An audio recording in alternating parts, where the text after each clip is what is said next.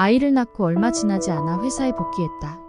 3개월의 출산 휴가만 사용할 수 있었기 때문이다. 슬프게도 그 당시 사립유치원 교사는 육아휴직을 사용하지 못했다. 그래서 아이를 낳은 지 3개월이 채 되지 않았을 때 다시 회사로 돌아가게 되었다. 그래도 나는 그 당시 일을 하는 것이 좋았다. 집에서 어린아기와 시간을 보내는 것은 나에게 너무 어려운 일이었다. 말도 통하지 않는 아주 어린아이와 단둘이 집에 있는 건 너무 우울했다. 그렇게 내가 일찍 회사에 가게 되고 몇 달 동안은 남편이 아이를 돌보았다.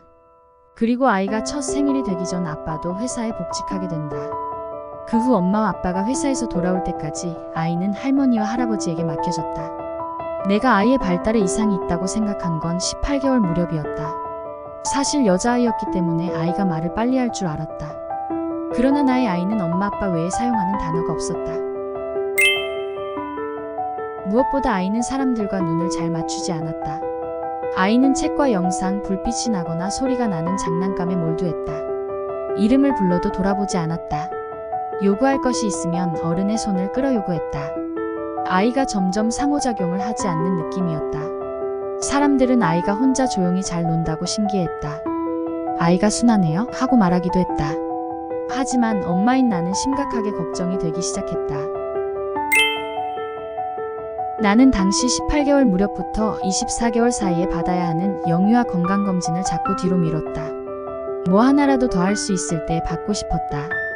미루다 두 돌을 꽉 채워 받은 영유아 건강검진에서 언어 발달 수준이 많이 느리다라는 것을 알게 되었다. 사실 알고 있었는데 확인 사살을 받은 것이었다.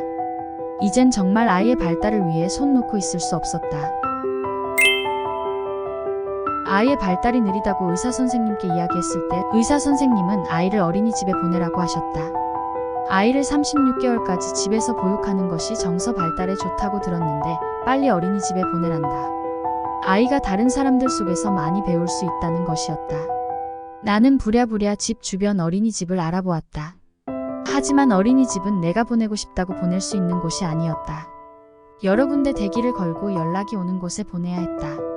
그래도 당시 코로나의 여파로 어린이집에 자리가 많이 났고 집에서 가깝고 평이 무난한 곳을 보낼 수 있었다.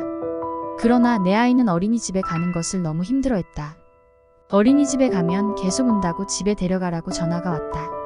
선생님이 내 아이를 감당하지 못하는 느낌이었다. 느린 아이의 부모는 을이 되었다. 코로나로 등원이 어려워지고 몇 개월이 지나도록 적응하지 못해 내 아이는 결국 어린이집을 퇴소하게 되었다.